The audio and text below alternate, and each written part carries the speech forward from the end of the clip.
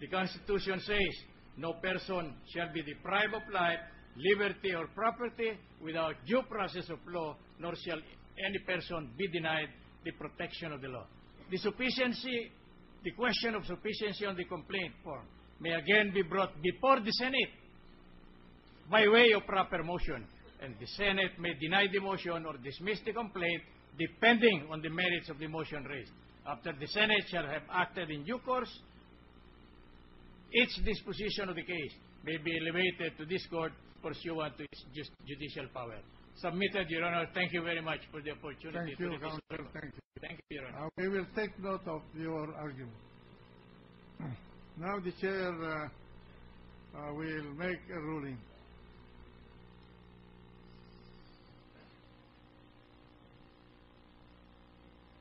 This is without prejudice to the issuance of an extended resolution of this court within 48 hours. It appearing that the filing of the verified impeachment complaint was made in accordance with paragraph 4 of Section 3, Article 11 of the Constitution, there's no more need for a preliminary hearing to receive evidence on this matter. The Senate should forthwith proceed, for that's the mandate given to us by the Constitution, with the trial of the Chief Justice Renato C. Corona on the articles of impeachment in accordance with the mandate of the Constitution. In view of the foregoing, the motion for preliminary hearing filed by the Chief Justice Renato C. Corona is denied for want of merit, so ordered.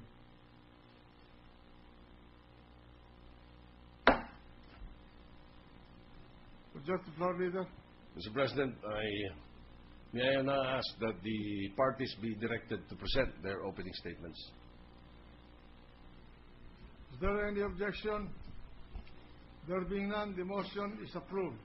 The prosecution shall now present its opening statement for a period of not more than 10 minutes, after which the prosecution may present its arguments also for a period not exceeding 10 minutes.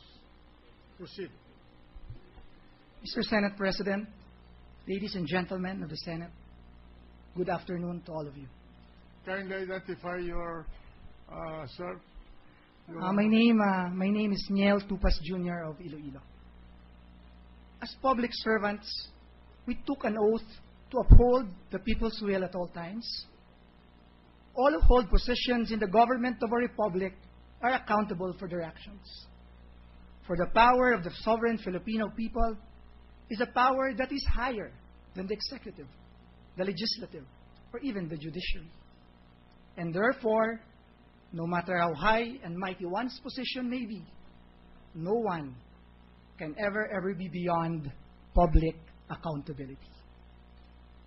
Today, we lay down before the Honorable Impeachment Tribunal the product of the collective voice of the people. Impeachment of Chief Justice Renato Corona for betrayal of public trust, culpable violation of the Constitution, and graft in corruption is the verdict in the House of Representatives. By issuing such verdict, we took the first step towards the fulfillment of our oath as the keepers of the people's trust. Let me be clear. We are not here to indict the Supreme Court as an institution or to do battle with the judicial branch.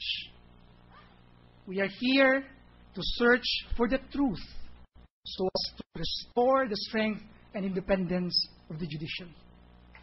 We are here because one man, Chief Justice Renato Corona, has bartered away for the pot of porridge the effectiveness independence, and the honor of the Supreme Court.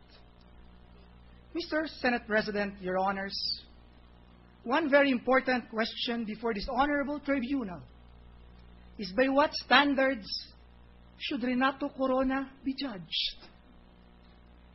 You only have to look at the Supreme Court itself to know the answer. As you climb its steps, you will see two statues. One of these is Cayetano Arellano, the first Chief Justice, a man of absolute integrity and of deepest legal wisdom. The other is Chief Justice Jose Abad Santos, who viewed his oath so sacred and loved his country so deeply. He preferred to die at the hands of the Japanese rather than betray his country. The Supreme Court itself then views the position of the Chief Justice as beyond politics, beyond personal considerations, and always putting one's honor and justice ahead of every other consideration. Pagkatao po ang ating pinag-uusapan dito. The Code of Judicial Conduct demands that the judge must be like Caesar's wife, someone who must not only be pure, but beyond suspicion at all times. A justice, therefore, should be judged according to the highest standards. Against such standards, we then ask, who is Chief Justice Corona? What kind of a man is he? Ano po ba talaga ang pagkatao ni Renato Corona? Chief Justice Renato Corona was a loyal servant to former President Gloria Macapagal-Arroyo from the time she became Vice President in 1998 until she became President in 2001. Such loyalty had numerous rewards for the Chief Justice. Imagine, GMA paid for his back surgery. His wife was given plum positions in the John Hay Management Corporation. He was appointed Associate Justice. And the best reward of all, against all odds, he took a midnight oath as Chief Justice of the Supreme Court. Corona's appointment as Chief Justice also served an immoral purpose, that of shielding GMA from prosecution for her misdeeds during her presidency.